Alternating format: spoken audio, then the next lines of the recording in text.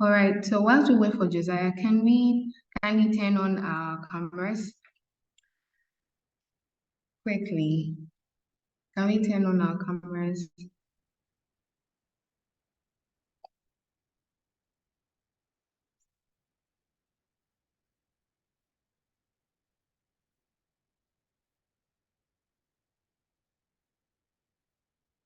We're just going to do a quick Q&A on the previous sessions. And so Josiah will come in and then ask. But then while we wait, can we put on our cameras?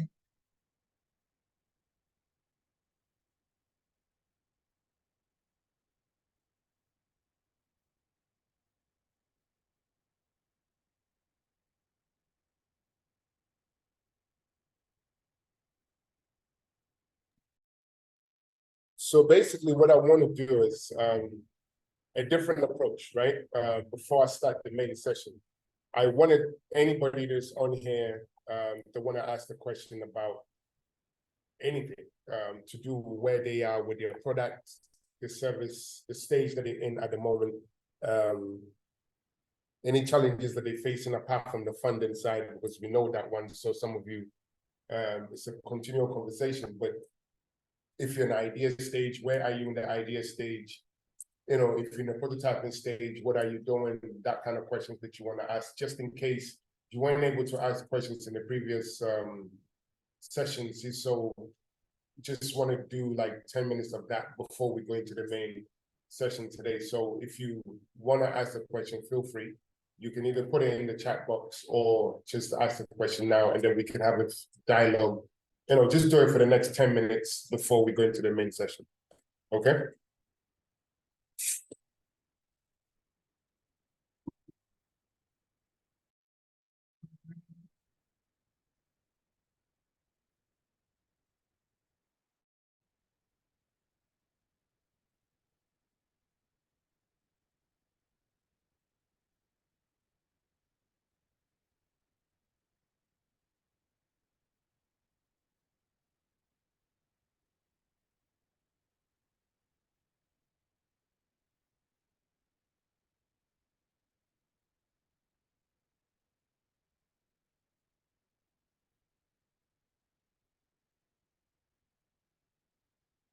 Yeah, so I think since Josiah is sharing his screen, you can turn off your cameras for now, but then you can put in your questions in the chat box, or if you'd like to talk, you can raise your hand so that you can talk.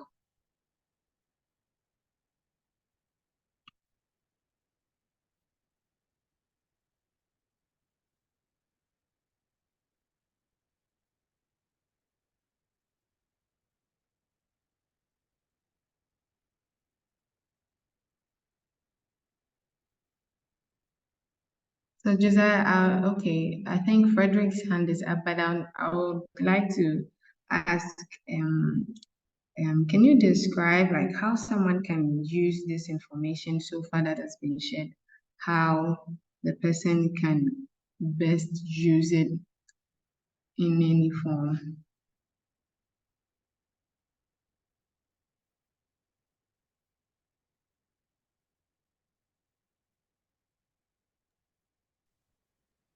Okay, so in two things, it depends on what you want to use the information for. Do you mean in either teaching somebody or building on a product or service that they want to commercialize? Which is which? Can you come again, please? You said, how can they use the content? And I'm saying, use the content in what direction? As in to teach or to build something that they want to do themselves? Yeah, To build something. like to build a product, or yes, yes. All right. So basically, the approach, we went in that 8-cycle approach, which this week is the last one.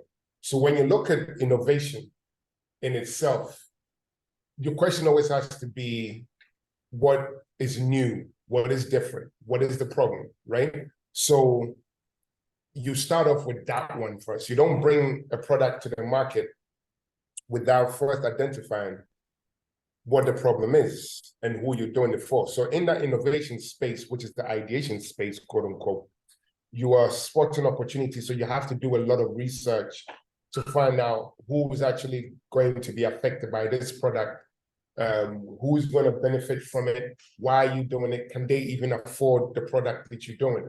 Now, assuming all of these things work and every answer that you get back is positive in relation to somebody saying, okay, yes, there's a market for it, this is the size for the market, this is how much you're going to make, and the solution works, then you can move on to evaluating the process itself, right? See, so first you think to yourself, okay, now that I've got all of this information back, how do I then evaluate the information I've got? So now you move from your ideation to literally you filter down on everything else that you need to do.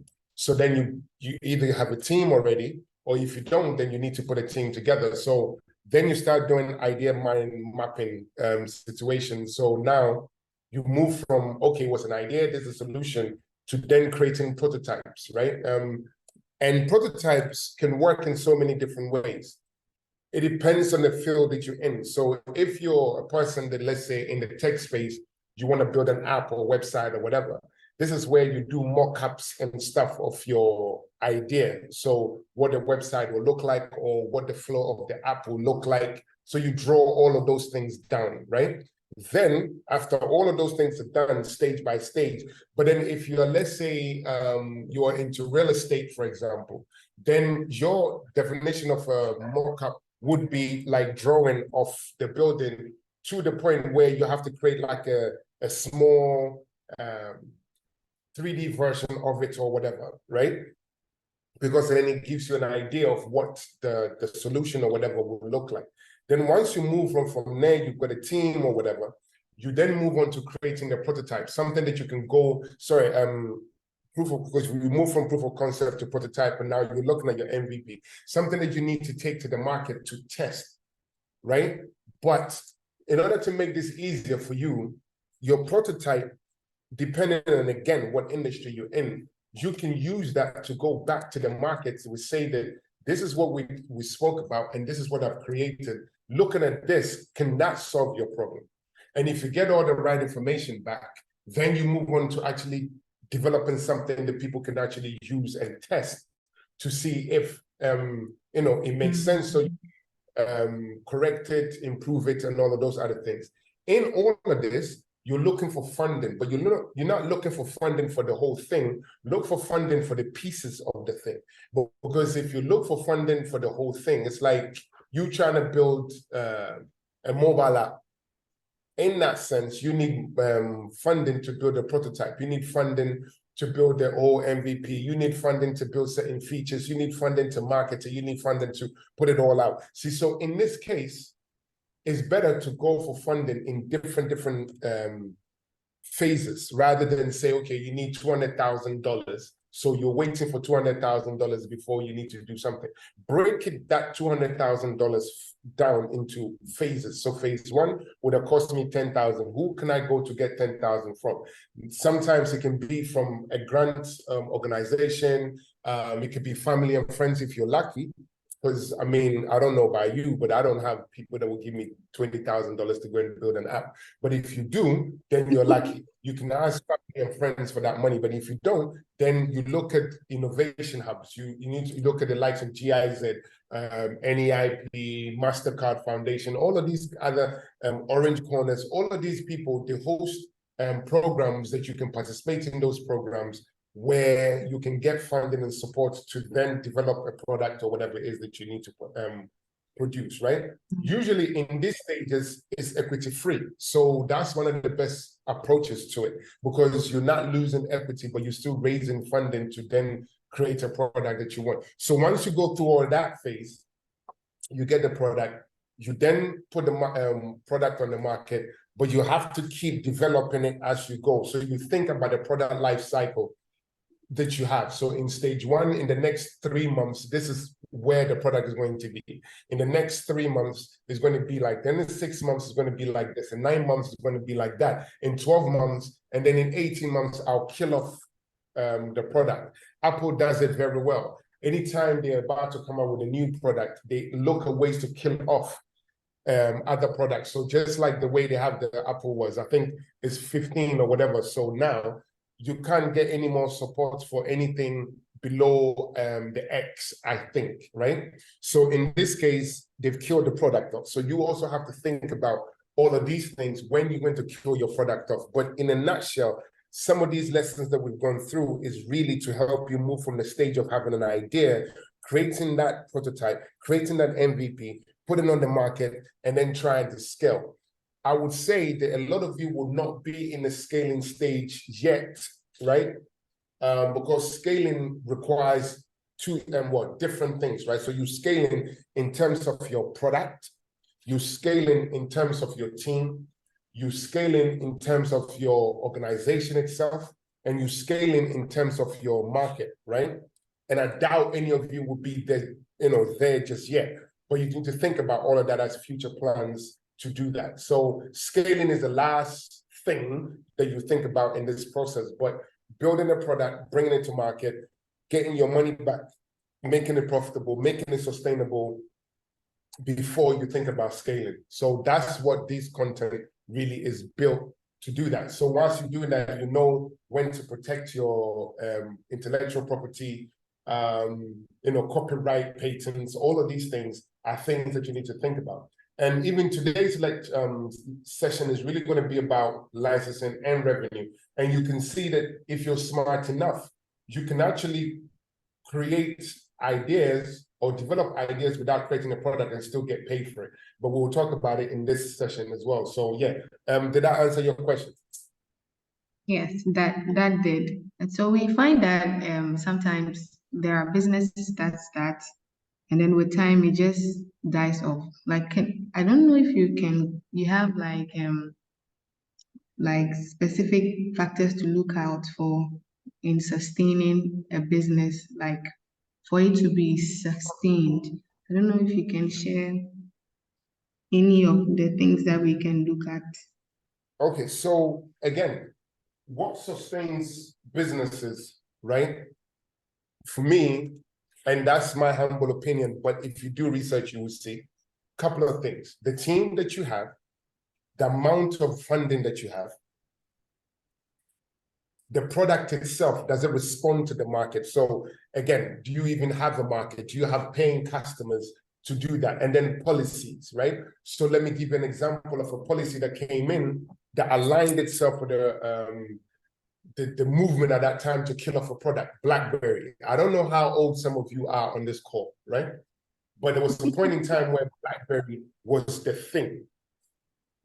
Everything that they did, I mean, BlackBerry was the gold thing. You had it. That was the apple of its day, right? But it got killed off because the government decided to bring in policies that were telling BlackBerry to give them, information on the users and everything else, and BlackBerry refused to do that. That was one reason. Second reason was because BlackBerry was more doing this encryption thing they focused a lot on the safety end of business, right? So they were producing software and everything else for other companies and providing them with security and everything else. They didn't really focus, being on the market, as in going after customers, wasn't really something that they were focused on. But then when Apple and Android came into the space, and when WhatsApp came in, one Achilles heel for BlackBerry was BlackBerry users can only communicate with BlackBerry users, right? But Android was on all platforms. So it got to a point where BlackBerry then succumbed to the market and then said, okay, now BlackBerry phones can now communicate with Android things. So then it lost its unique selling point, because the whole unique selling point of BlackBerry was the PIN. If you don't have a BlackBerry PIN, we can't communicate with you. Then all of a sudden, every single phone had it. So there are things that will kill off a company, and it varies from company to company, right? what do you call it? Nokia, for example. Nokia just refused to evolve, so they died off. Because when Apple came in, they just refused to evolve, so they died off. So it can't just be a simple thing like, oh, you didn't have enough money, or your team wasn't strong enough, or the market wasn't ready for it. You know, it depends where you find yourself. Some people find themselves in a perfect storm, and then it happens. So even when you look at RLG, for example, they were the apple of his day in Ghana. They were making phones, they were doing laptops and everything else. But what happened? Competition, innovation, team, funding, and everything killed it off. So you as a business, you have to weigh out your strengths and your weaknesses. That's why it's always good to do your SWOT analysis to then figure out where you are at every single point. What are your threats? What are your opportunities? You know, what are your strengths or your weaknesses and how to develop them? And then align that with your organization goals. But most people start a business with really one thing on their mind. I want to make money, right? So if money is all you want to make, the moment you're not making any money because you're not solving any problem, you will die off. So you need to solve a problem first as a business, and then identify who you're solving the problem for, how many of them are in the market, are they even willing to pay for that solution?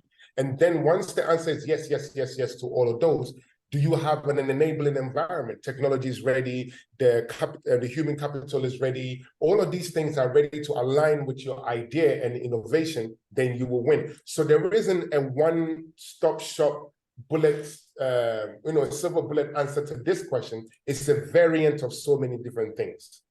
Does that, I hope that helped. Yes, that did. I think Frederick's hand was up. Frederick, please, you can go ahead and ask your question.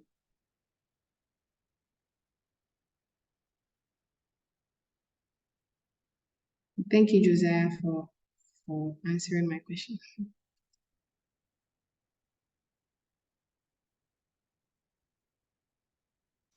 Hi, Frederick. Can you hear me?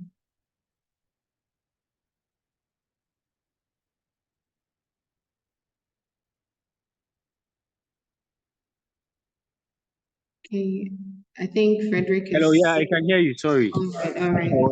My touch was misbehaving. Good afternoon to you. Good afternoon. My question had to do with you were supposed to send us the email for Josiah for us to connect up with him. I wasn't able to receive it. Oh, okay. Yeah, I put my number on the platform the other time to receive so that we direct the question to Josiah, but I wasn't able to receive it. Okay, we'll rectify that as soon as possible. Thank you. And I also think that other question I wanted to ask, Josiah just touched on it whilst explaining, so I think I'm okay with it. So just waiting for today's lesson. All right.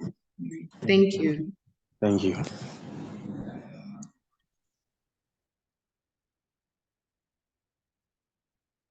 All right, Josiah, I think we are done. We can go ahead.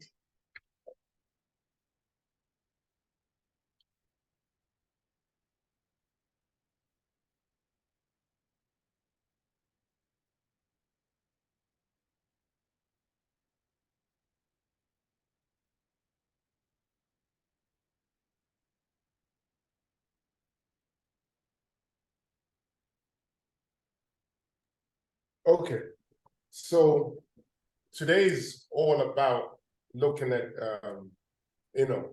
licensing, right, and revenue. We are in business because we need to make money. We need to generate money in order for us to be able to operate. That's, as basic as you can think about it. That's why, you need to get paid for the work that you do. Somebody has to pay you. But before the person pays you, do you even own the thing that you are trying to put out? How do you even control all of those things, and what type of methods are you going to use, right? So again, we are in business because we need to raise money to stay in business. The steps of business being first to generate revenue, you break even, you become profitable.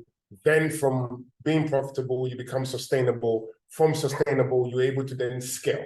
So you have to think in those stages, right? And in those stages, things like licensing and revenue plays a huge role in doing that. So let's start with licensing, right? What is it? Now, this is a key strategy in your commercialization process, particularly for business and entrepreneurs who are looking to monetize their intellectual property or leverage on existing technologies, whether it's product or brands, right? So then what licensing does for you is this involves granting permission to another party to use or market or to sell your technology, right, in exchange for royalties and then other monetary arrangements that you may have, right? So the key element here is you looking at ways in which you can leverage your intellectual property to make money, right? But this will come in when you are actually, credible. Everybody knows you. You are the star brand that people can use to do other things. So what's your intellectual property that people are going to use to do things? So we're going to look at how you as an entrepreneur can then leverage on that and monetize your intellectual property.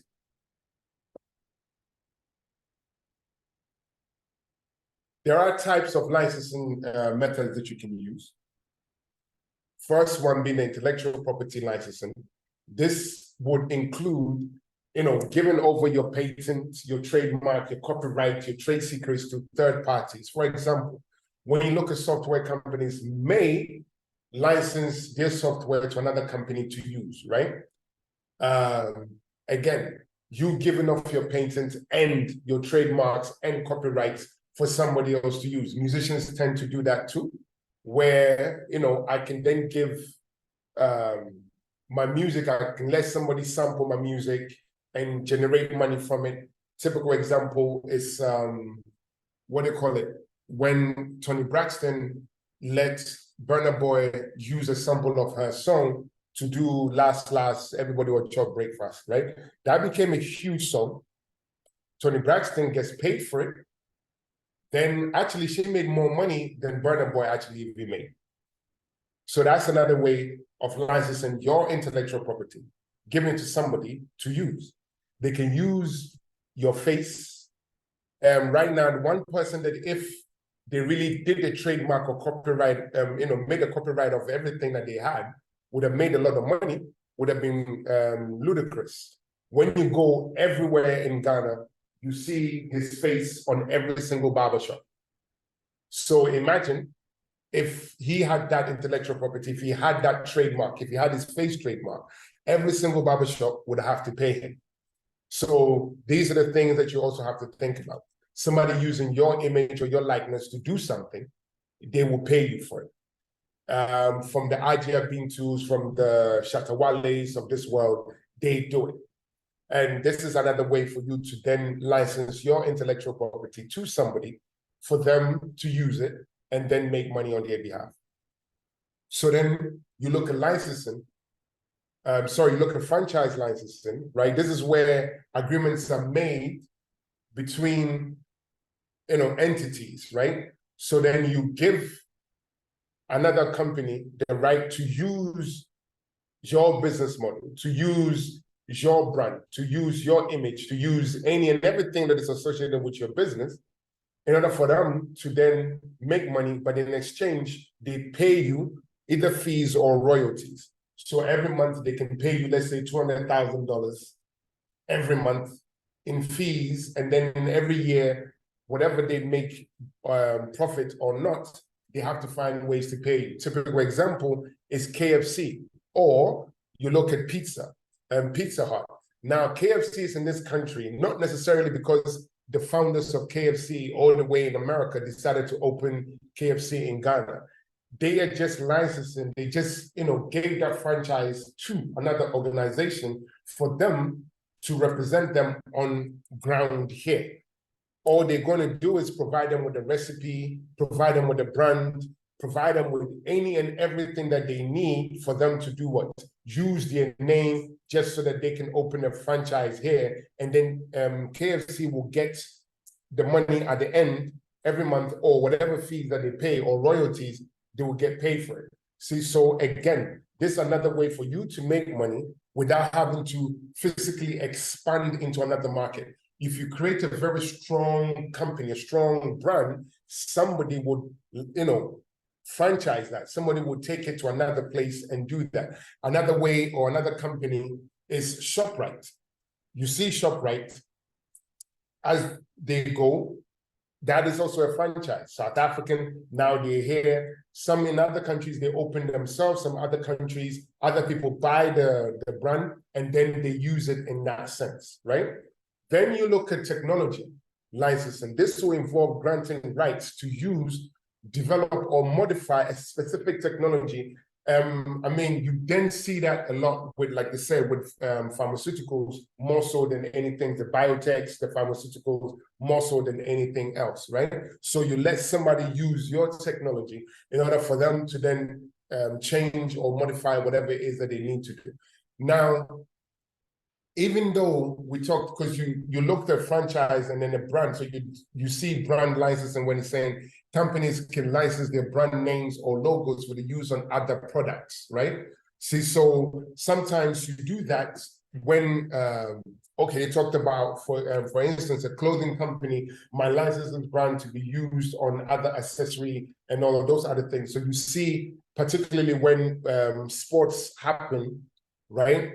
The Nikes of this world, the Adidas of this world, when they brand with other organizations, you see their brand on clothing.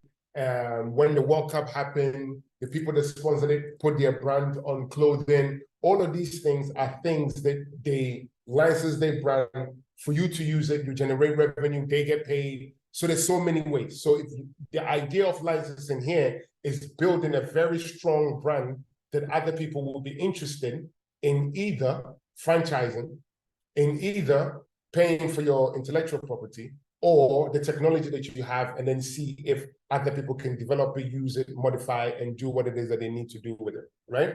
Now, the benefits of licensing here is monetization. That's one.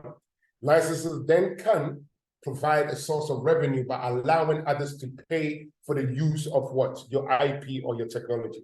Right? So that's something that you have to look at. So you have to look at so many different things in essence. You look at market expansion. Your licensing can enable businesses to enter a new market or expand their product offerings without extensive capital investment. So somebody in Ghana can partner with somebody in Kenya. They give off their brand or franchise to the person. The person is responsible for breaking into the market. You just responsible for getting paid when they make money. You didn't risk anything per se, right? It didn't cost you that much money for you to break into the market. They did it themselves.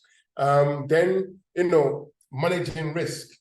It can allow you to manage risk because the cost that is associated with marketing, manufacturing, or distribution is something that is put onto the person that is licensing or the person that's trying to license your particular brand. So it's not on you, it's on them. It's got nothing to do with you. So again, you want to go into a different market, but then suddenly you don't have to pay to do the manufacturing. You don't have to pay for the marketing. You don't have to pay for the distribution. Everything is on the name of the person, not you. It's put onto their heads.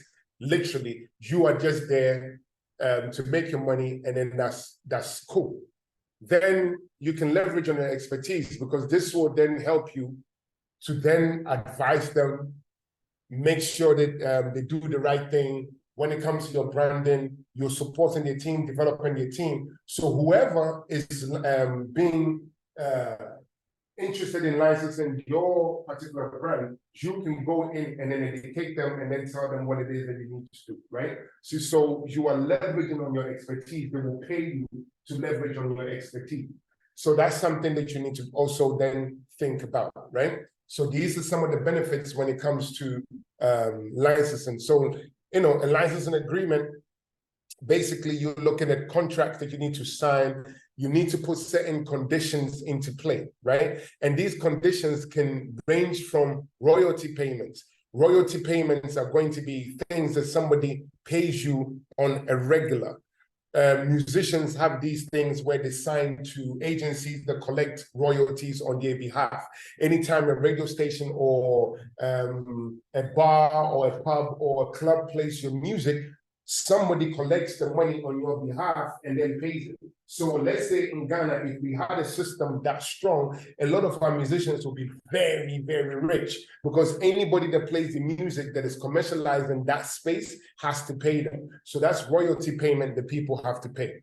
Depending on the scope of your license as well, it allows the people, right, to use your license or your license in whether in the broad terms or specifically. So you can only use it for this, you can't use it for that, right? So that you can also put it in your contract. And then when you look at your territorial scope as well, so you can either use it in Ghana alone, you could also use it in Nigeria alone, or you can use it in West Africa alone, or you can use it in West Africa, East Africa, North and South, cut across the whole of Africa. I can limit you when you use my, how you use my brand or how I license it to you. Then you can also talk about duration. How long can you use my license for? To the point where I can give you, let's say, 5 years for you to use it. The idea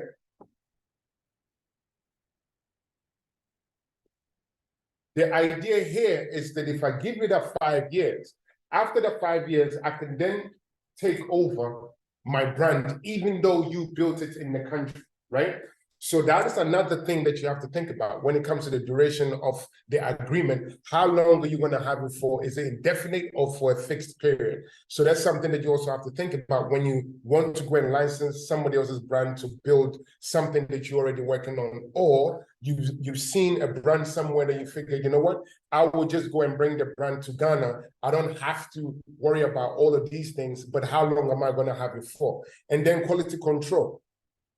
You then ensure that they're using your brand or your intellectual property the right way. So you have to agree on a contract with them to ensure that they're using your brand the right way. So that's something that, again, you also have to put into your contract when you're thinking about licensing. So your licensing here can help you monetize, it manages risk, it helps you to expand into markets, and then leveraging on your expertise. Those are the benefits when it comes to licensing in that commercialization process. So now we can then move on to, but before I do that, do you have any questions on this part now before I move on to the next session? So I'll just give you like 1 minute to think about it. If you have any questions, you ask. If you don't, then I'll move on to the next phase.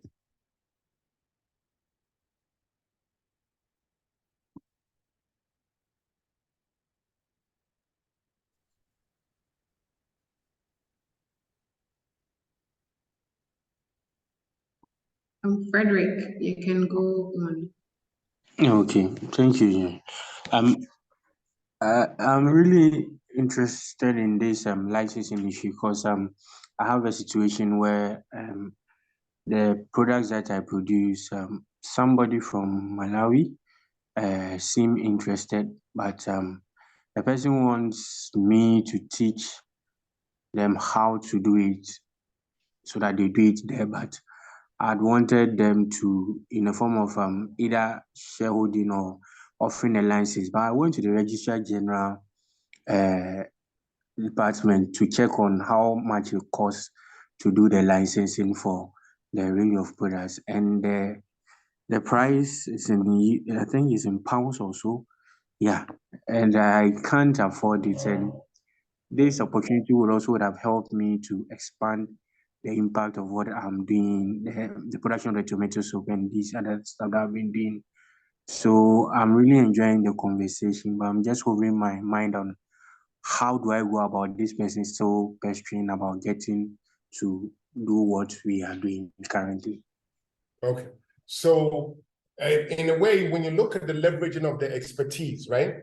and then monetization. So you franchise. So you're caught between the two. You can franchise your brand for them to use it in their country, but then you still own a certain part of the business. So they pay you on a regular, so and royalties that they need to pay you. So then you can probably use that to then get your licensing in Ghana, right? But you can license to them in their country to do whatever it is that they need to do. So they can take on the burden of all of those things in their own country. What I will not advise you to do is, even though they're leveraging on your expertise in terms of you training their team and everything else, so they use the recipe, just like a typical example. If I tell you something, I hope, I'm not gonna say it.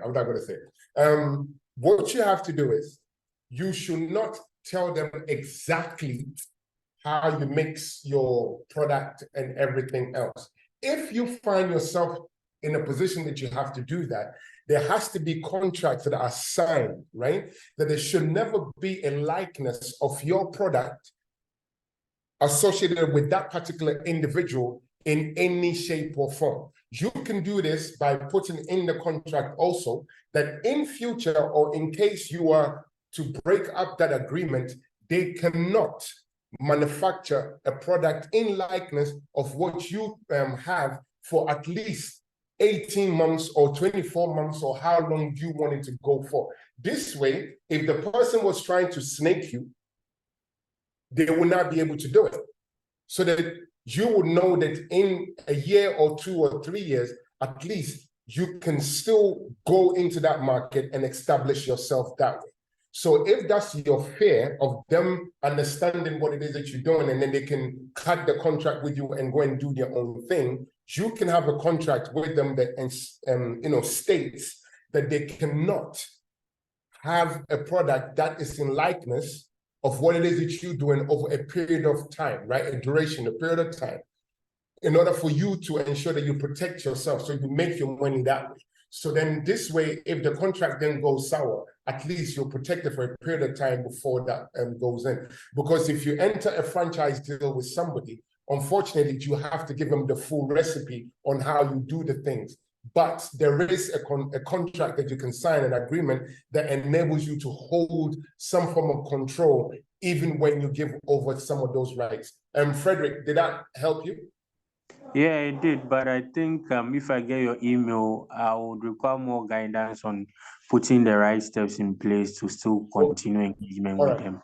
Yeah, message Shanessa for that. Okay. And then she'll give you that. Okay? Cool. Okay. Thank you for that question. I hope that also anybody else online at the moment that might have a question like that.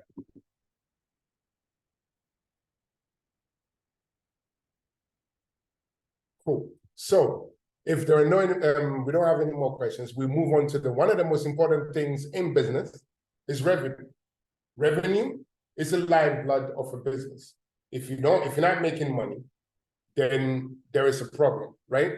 So revenue is a crucial aspect of the whole commercialization process. This would involve in turning your innovation ideas or products or services into income for your business. That is what I want you to focus on. That is going to allow you to turn your innovative ideas or products into income for your business, right? Now, you need to have a pricing strategy in place, determine the right prices for your products or services. You need to consider some factors such as your production costs, your market demand, your competitors' pricing, and the value offering that you're giving to people. So here's a typical example. If you go and put a product on the market for, let's say, 50 cities, you just priced it, but you didn't know how much it actually cost you to produce that particular product, you would lose. So if you were to do all that cost thing together, and then you realize that it actually cost you 70 cities to produce something that you're selling at 50 cities, you are losing at 20 cities already. Or you're selling a product on the market that is similar to your competitors, but you're selling yours at 50 cities, your competitor is selling theirs at 15 cities. Why is that even happening. You need to think about that, because that person is your competitor, because you all competing for exactly the same clientele. So how is it that yours is 50 cities, theirs is 15 cities, you are going to lose out? Then the value is the difference here. Are you a luxury brand, or are you just an ordinary quote unquote brand, right? I would say mid-market brand rather than ordinary. So forgive me, a mid-market brand as opposed to a luxury brand. If you're a luxury brand, why are you selling your product for 35 cities? It's supposed to be higher, because the clientele that you're aiming at are the luxurious end, so they would pay more for it, right? That's how you have to think. So when you're thinking about your pricing, you need to look at your customers. You need to look at how much it costs you to produce the thing, and then the market demand for it. You know, demand, supply, and all of these other things, you have to think about it. And also your competitors' price and how are they doing things in order for you to then position yourself. Then your sales and your distribution. How are the people going to get your product? Is it online? Is it retail? Is it wholesale? What is it? Now, if it's online, what kind of deals do you have that would ensure that when I buy it online, it can be then brought to my house easily? Is it, does delivery cost more money? If the delivery costs more, it would also affect you, because if I'm buying something for 30 cities, but delivery is 40 cities, I won't buy it. That means I'm spending 70 cities on a product. So you need to look at all of those distribution channels. That means that maybe instead of selling those things online, you probably have to have a shop in Kaswa. And if there's anybody in Kaswa on here, please, I just use Kaswa because of distance, not anything else. So if I am selling a product in Accra and everybody wants it, but then people in Kaswa also want it, but if they order, it costs them twice as much for them to get it, it doesn't make sense. So I need to change my distribution channel. I need to have a shop that is closer in Kaswa where they can just easily buy those things from the person. So you have to think about the location. Your distribution also aligns itself with the location of your potential clients, right? Or your customers in that. So that would help you generate more revenue if you have more or better distribution channels. Then your marketing and promotion. This is very, very, very important, right? And you know, my English teacher will kill me for using the word very, very, very, very over, but it's important. Marketing and promotion is important. A brand that is not visible, a brand that is not loud, a brand that nobody knows what you're doing, unfortunately, prayers do not sell products. Promotion does. Prayers do not sell product, promotion does. What does that mean? Then we're looking at advertisement, we're looking at social media campaigns, we're looking at content marketing and other promotional activities, so you can align with a brand ambassador or whatever the case may be. That's why certain videos go viral and some of them don't, because they're looking at promotional activities. Musicians do it very well. When they're about to release a new song, typical example, Kiss Daniels, if I said his name right, when that, what they call it, Odoyewu song came out, they looked at a dance that would go with the song and allowed people to do what? Viral. Allowed people to just literally take the song, then dance to it, and then they started promoting it themselves. Those are all part of social media campaign. That's a promotional strategy that they use in order for them to do what? Sell the music, the content of it, and generate revenue from it. Because the more people that were using your music, the more money they were making. So you have to think about the marketing and promotion of your product far greater than anything that you have to do. So you have to put a lot of money into your marketing and promotion, right? So remember, the revenue generation is an ongoing process. As your business evolves and your product or service mature, your revenue strategies also need to adapt. You need to change. It can't stay the same. A lot of you have products that you've had for the last 5 or 6 years, and they're still the same. You need to figure out ways in which you switch your product, totally switch your product to ensure that it still resonates with the current market and it's still relevant for you to then be able to make money from it. The best way to also do revenue generation, believe it or not, is customer feedback. Get feedback from your customers. Ask them, how much would you pay for a product like this? if it was in this packaging, how much would you pay for it? Now the customers themselves are now going to give you feedback on how much they would pay for it. That's another way of going around and trying to find out your whole revenue strategy in that sense. And make sure it also aligns with your business goals, really. So here are some of the strategies that you can, put into place. Customer acquisition, right? You need to implement strategies to attract new customers, such as lead generation tactics that you can use, customer relationship management, and then effective sales channels. We will talk about customer acquisition in my next slide. Then customer retention. Again, I'm going to repeat.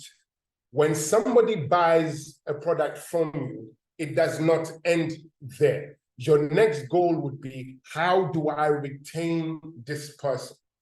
This, funny enough, is actually one of the most cost-effective ways of actually holding on to a customer and getting repeat clients through loyalty programs that you have. A lot of you might have services where somebody buys something from you constantly, a regular customer, but you've never, ever, ever, ever given them a discount before. I think it's this coffee company, what do you call them? I think it's Starbucks. Yeah, they do this very well. The first time you go to their shop, they will give you a card, right? You get a card, you buy your coffee, they stamp it. When you buy 5 or 6 or even 3 coffees, they'll give you the next one for free. They're not doing it because their CEO is Santa Claus and they like to give free stuff. That's another way to retain a person, because the person is going to keep coming to you. That's a loyalty program that you're creating. So the person is going to keep coming to you. So then you're rewarding the person for their loyalty. That's another strategy to generate revenue, because the person will keep coming to you over and over and over and over for you to then get money from them. But if the person buys from you one time and you forget it, you don't put strategies in place to retain them, it's a problem. If they keep coming to you and then you don't find ways to reward them, it's also a problem. So these two are strategies that you need to think about. Then you look at your pilot and rollout. Sometimes you can test a product, right? Sell it, in smaller bits. So you pilot the product first before you roll it out to see if people will actually buy this product. So instead of, let's say, creating 1,000 bottles of your Soboro mixed with pineapple and mint, just do 100 and sell it at 100 cities and see how many of those will be sold. Now, if you create 100 bottles and you sold all 100 in, let's say, Osu in less than a minute, then you know that, okay, that means if I create more of this, I can sell more of it. But there's nothing worse than you creating, 1,000 bottles at 100 cities, go sit at Osu, and then it doesn't sell. It would have been better had you created a small pilot of it, just 100, sell it at the price that you want to sell it at, and then see how the market responds to it, get the feedback before you do your full-on scaling, right? So I'm saying that customer acquisition is a process of then attracting and converting new customers to your product and your service. Effective customer acquisition strategies are very essential to your business. And how do you do that? Get to know your target audience, understand your ideal customers' demographics, their behavior, their interests, their pain points. This knowledge will help you to tailor your marketing efforts and messages to attract the right audience. Okay, generating content helps. Nowadays, I know the easiest thing to do is to hire a big-bodied woman to go and market your product for you, or get some good-looking guy to hold your product. It's basic. It's really a very basic way of doing marketing, but it works for a particular demographic. So that's what everybody does. But eventually, you have to switch. So by creating content, you develop high-quality content that educates, and this is the key here, educates. So if you have a product, let's say you create cereal, for example, that you say is is easy to make in 2 minutes.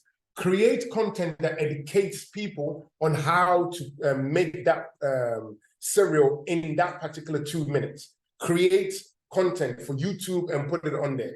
Entertain people, so you can then find content that is entertaining. And in Ghana, we do that a lot. There was what do you call it? I think it was Fun Milk or so. This boy, young boy that was playing football, and somebody wanted to bully him, or so, I can't remember the particular content itself.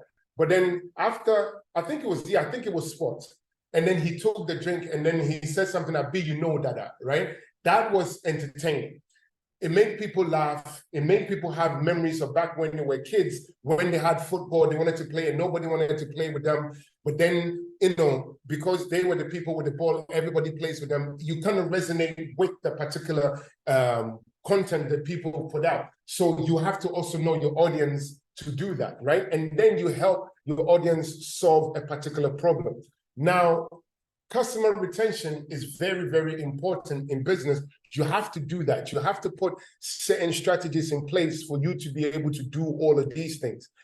Providing excellent customer service is another way for you to retain people. Do not say your 24-hour services and then when we call you at 6 o'clock, you whap on. Or somebody buys your product and then they have a problem to complain, then you say, but if you don't like it, don't call me. You don't do that, because one customer can speak to another customer that will lead to another customer, speaking badly about your product or praising your product. So customer service is something that you have to think about. And I talked about loyalty programs. I talked about the pilot and everything else. But before you do that, again, define your objectives. Clearly outline the goals and objectives that you want to do in this particular stage, how you want to generate your revenue. Think all of those other things, particularly with your piloting. Select your audience very, very well. Know who they are, where they are, how they will respond to your product before you go out and do that. So you develop a small part of it, then you launch the pilot, see what happens, and if it works, then you're able to move on, right? So let's look at your customer acquisition process. So the customer acquisition process, again, is attracting and converting potential customers into paying customers. This is critical to your business growth. So after you identify your right audience, you need to determine the ideal customer profile by deciding the demographic, their way of thinking, other characteristics. You need to understand their pain points, their needs, preferences, and everything else. Align everything with your business goals. Everything you do aligns with the business goals. You develop a value proposition that clearly states out what your unique selling point is, okay? Then you create your content that is compelling enough for them to be able to buy into. You need to invest in your search engine optimization, so SEOs. You need to do that. So the Google ads and all of those other things are things that you need to look at. So there's so many ways when we are talking about customer acquisition. So some people will look at the digital marketing strategies that they're going to use. So the social media, they use that. Somebody goes onto your website, either using blogs, it talks to them. If it's online, you secure, the person goes online, they pay, they become active users, then you build them to become what? Your loyal customers. Your sales funnel, you have to have ways in which you channel people, right? How are you getting people? You have to have a funnel that goes up and down. So first you create awareness of your product. That's the first thing you do. You do not, anytime you engage an audience, you do not sell to your audience. You create an awareness to your audience. Then you move on to educating the audience. Then you convert the audience. Then you engage your audience. Then you close your deal. Then the engagement continues. You see how this is in steps. But the first time you engage a customer or your audience is when you're selling, buy now. It kind of puts people off. So first you need to create the awareness of the particular product first. Then you educate them on how to use the product. Then you think about ways in which you can, convert them. right? Then engage them in little dialogues, or you can do viral videos, just like the way I used Kiss Daniel. You engage them in certain things that they needed to do in order for them to then buy into your product. Then you close the deal from the point of view where after you engage them, that happens. So these are some of the strategies that you have to use with your customer acquisition process. It's in steps. Somebody comes to your website, then you contact them, then you secure them, then they become your customers, then they become active users, then loyal. So you have to follow those steps. You don't just, I would say, hard sell to somebody at the first time. So what other revenue models can you have? Your revenue models can be sales model, which is the one-time sales and subscription, right? And again, your one-time sales and subscriptions is literally somebody buys from you the one time, and then that's it. That usually happens with retail shops. So somebody can just come buy something off the shelf and then go. You don't see them again. Then you look at your subscription where they subscribe on a monthly basis to then be supplied with your product or service or whatever it is that you have. Software companies, streaming companies do this a lot. People that sell magazines do this a lot. So the streaming companies, the Spotifys, the Tidals of this world, the Netflix and all of that, they do subscriptions. Then you look at the advertising revenue model where you display ads or video ads, affiliate marketing, you get paid for that. Platforms that would display videos, online content, and all of those other things, those are revenue streams that you can put into your app or your videos or whatever the case may be, and then you make money from it. Then the freemium models that people tend to use, which is a smart way. What you do is you offer a basic version of your product for free to attract users. So again, it's not only for software companies, but you can also do it if you create products. Let's say if it's shea butter or whatever, you can create a small version, a tester, for people to test it. Once they test it, they like it, they will buy the bigger version of it. So you give them the free one for them to test. If it works, then they're able to buy that. That's another revenue model that you can use. Then obviously the licensing and royalty model, again, that works with technology companies more so than anything else. You give over your intellectual property to an organization, they use it, you get paid for it, thank you very much. Then you look at your transactional fee. Those of you that are running e-commerce website and fintechs, this is mainly for you, where there's a processing fee. So the likes of the ZPays, ExpressPays of this world, these are the kind of things that they're using. They're using the transaction fee model in order for them to be able to generate revenue. So for you to look at your revenue models, you have to ask yourself these 5 basic questions. What's paid, right? First of all, we are looking at the question is, who pays to start with? Who is paying? The target, the audience, the clients. Who are they? Who are the person that's going to pay? That's the first question that you have to ask yourself. Who is the person that's going to pay? Okay? Then what is paid? So you're looking at, would it be money? Would it be assets? Would it be exchange for what? What is it? What is it that they're paying for? What is it they're going to use to pay? Ideally, if it will be money, but then sometimes some people pay in kind, right? You can you can form partnerships with people where they do things for you, but they pay in kind. That's another way of getting paid. But again, ask yourself what is paid. It's not always about money. You have to find ways for this to happen. Then you have to ask yourself, what is paid for, right? As in, what is the person paying for day-to-day encounter, different ways in which businesses are trying to make money. What is it that the person is paying for?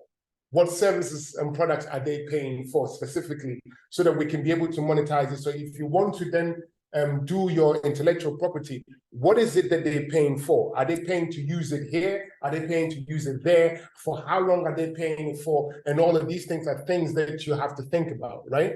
And then When we look at the how are you paying, subscription, is it one time? Is it paid on credit? What is it? How are they paying? Are they paying it by, loan? Do they subscribe to it? Is it a one-time payment? We need to know how are they paying for this particular product on a monthly basis, on a one-off, 3 months or whatever. The idea here is we need to know how people are paying. Then obviously, how much is paid, right? This is traditionally where a lot of people gravitate in talking about their pricing strategy.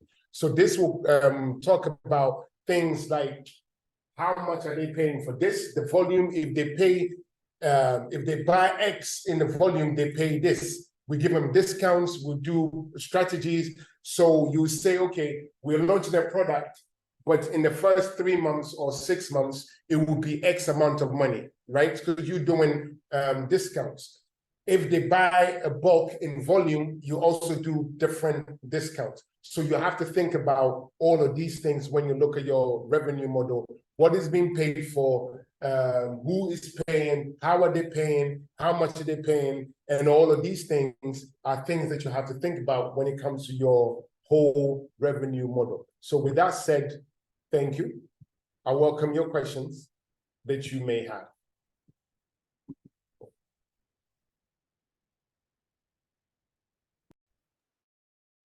Thank you so much, Josiah, for sharing this.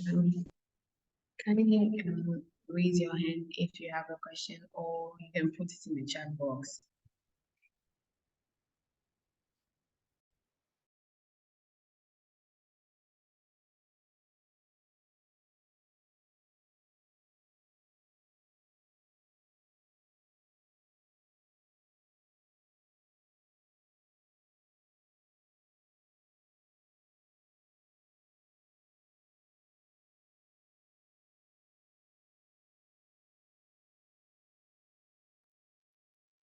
See, that either means that you totally understood and you'll be able to use this information when it comes to your revenue models and licensing.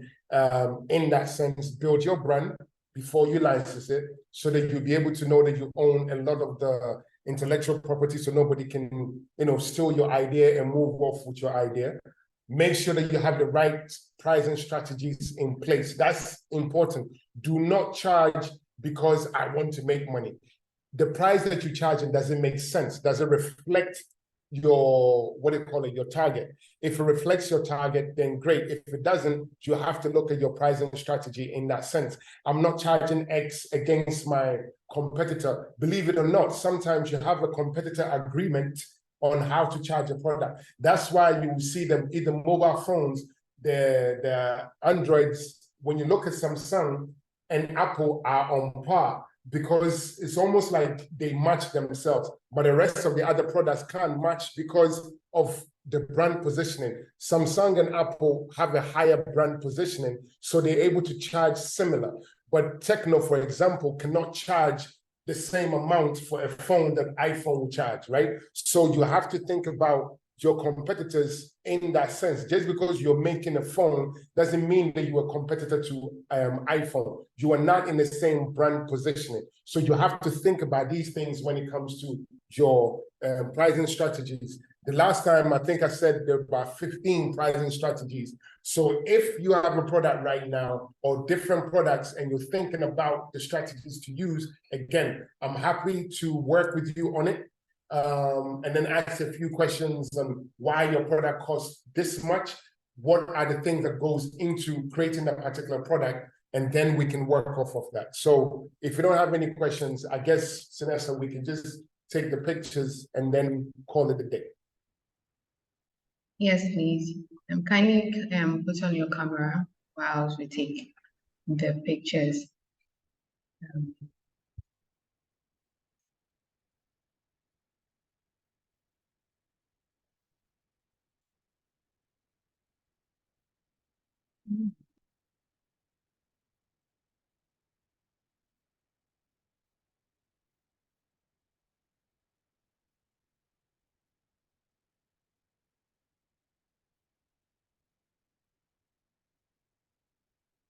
Okay.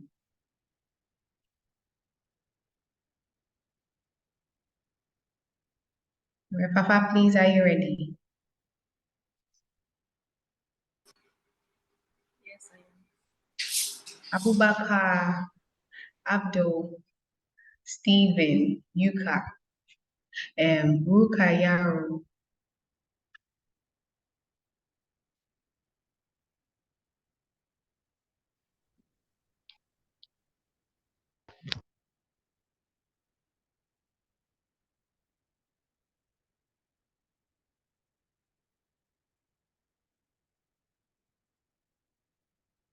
All right, Papa, kindly let me know when you're done.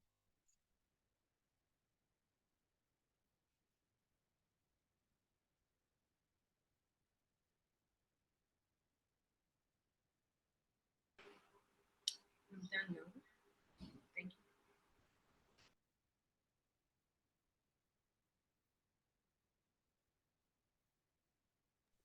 you. Yeah, I'm available. Reach out if you need advice, any of the things that we discussed. I'm happy to walk you through it. And yeah, reach out to me. You can get my details from Shanessa. Happy to work with you, whatever stage you're in and how to kind of maneuver to the next stage. And I know a lot of you, you're thinking funding. That is important, but we have to work everything else before the funding, because what you don't want is you go raise money and then you go and put the money into the beginning. Now you can't launch a product. It's better to work in the beginning and get the product ready before the money comes in so that you'll be able to then launch your product and everything else. So, happy to work with you on how to go about doing that. And then anything else that you need support and help on, happy to work with you. So have a great day. I know it's a rainy day, so have a great day, and I appreciate your time and looking forward to engaging you on other platforms and in the near future. Thank you very much. Thank you to Josiah. Thank you, Josiah. Thank you. So the last part of the commercialization process is its benefits to society, and that is what we'll be looking at on Thursday. Akisha, Mr. Arthur will be taking us through that. So we will share information on that, and kindly be on standby because we'll be uploading these sessions on our YouTube channel, and then we'll share the link with you as soon as it's ready. And so, yeah. Okay. So see you again on Thursday, and have a good afternoon. Good afternoon to you, so and thank you.